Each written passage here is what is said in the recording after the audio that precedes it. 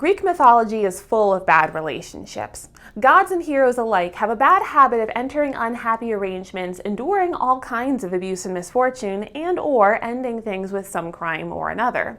In recent years, there have been several adaptations of various myths that really lean into the abuse angle of things. The most famous of these is Song of Achilles, which sees women sexually abused and slaughtered as both plot points and atmospheric detail.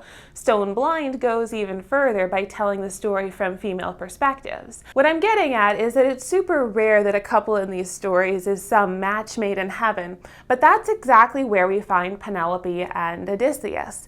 Penelope and Odysseus are generally regarded as a healthy, well-matched couple, even in the modern retellings that like to dig into the problems wherever they can be found for the sake of being faithful to the level of drama in the source material. So what's with this outlier? I would argue that the reason Penelope and Odysseus are so well matched can be traced back to the source material, specifically the theology that underlies it. The gods and goddesses weren't just characters in stories. They were actual deities that the ancient Greeks believed in and prayed to. I feel like sometimes we forget this and like to treat them as fictional entities, but this limits our ability to understand the ancient myths. The gods weren't just real to the human characters like Penelope and Odysseus, they were also real to the people sitting around and listening to the poets recount the myth. While it's easy for us to pick up on the more secular themes of these stories, like don't succumb to hubris, it's more difficult for us to remember just how real the religious messaging was to them as well.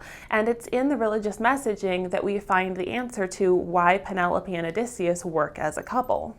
Penelope and Odysseus are often portrayed as equals who love each other genuinely and earnestly want to get back to their life. Odysseus never stops trying to get home, and Penelope refuses any suitor for remarriage. They each possess a cunning that's unmatched in any room, which they use to reach reunion. So, what's their secret? It's a major plot point that Odysseus is favored by Athena, goddess of wisdom and war. Unlike many other heroes, he's at his best when he can talk his way out of a situation and avoid fighting altogether.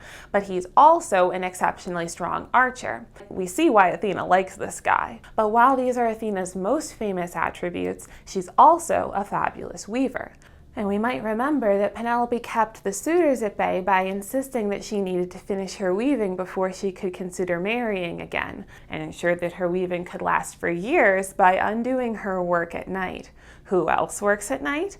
Owls, yet more of Athena's symbols. This might seem like a stretch to modern readers, but to any listener in old-timey times, the attributes of each god would have sprung to mind at the slightest prompting. It would have been immediately obvious to any ancient Greek that Penelope also had Athena's strengths and virtues. Could this be the secret to why Penelope and Odysseus are such a strong couple, whereas many ancient Greeks were destined for misfortune and despair? It's at least possible, but let me know in the comments below what you think.